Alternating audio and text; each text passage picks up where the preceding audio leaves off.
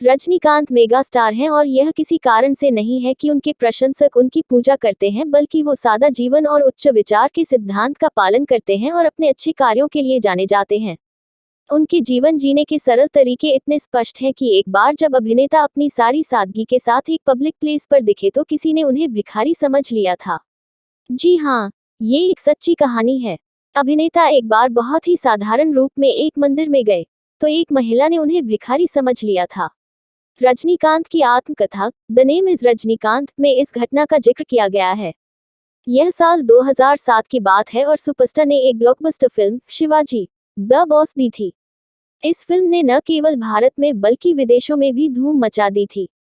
लोगों से लगातार सकारात्मक प्रतिक्रिया को देखते हुए एक रजनीकांत अचानक एक मंदिर में जाना चाहते थे और जिस हाल में वे देखे गए थे, उसे देखने के बाद कई लोग आश्चर्य में पड़ गए थे। पुस्तक में यह जानकारी दी गई है कि जब सुपरस्टार को आगाह किया गया कि मंदिर में भगदड़ मच जाएगी, तो उसकी अपार लोकप्रियता को देखते हुए सुपरस्टार ने अपनी बात रखी और कहा कि वो भेष बदल कर जाएंगे। कथित तौर पर अभिनेता ने मुड़ी हुई शर्ट और साधारण लुंगी पहनी हुई थी, साथ ही उसके सिर को भूरे रंग का मोटा शॉल ढका हुआ था। यहाँ तक कि उन्होंने अपनी किट से एक नकली दांत भी लगाया था।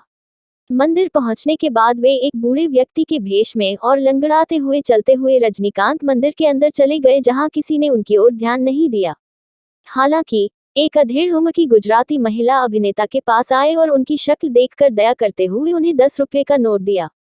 किताब में कहा गया है कि लाखों कमाने वाला अभिनेता स्तब्ध रह गए, लेकिन उसने विनम्रता से पैसे लिए और मंदिर में कदम रखा।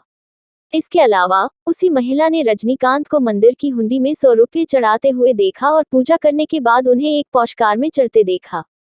इससे पहले कि वो कार्यक्रम स्थल से निकलने वाले थे कि तभी उस महिला ने उन्हें रोका और अपनी गलती के लिए माफी मांगी। महिला ने अपने पैसे वापस लेने की पेशकश की, लेकिन अभिनेता ने उसे देखकर मुस्कुराया और कहा, हर बार वो मुझे यह याद दिलाने का एक तरीका ढूंढते हैं कि मैं उसकी वेदी अंदर की दहलीज पर केवल एक भिखारी के अलावा कुछ नहीं हूँ। यह उनका कहने का तरीका है कि हम उनके सामने कुछ भी नहीं है। सुपरस्टार उस 10 रुपये के नोट को अपनी जेब में रखकर वहां से निकल गए। निश्चित रूप से जब विनम्रता की बात आती है, तो रजनीकांत की बराबरी करने वाला कोई नहीं है।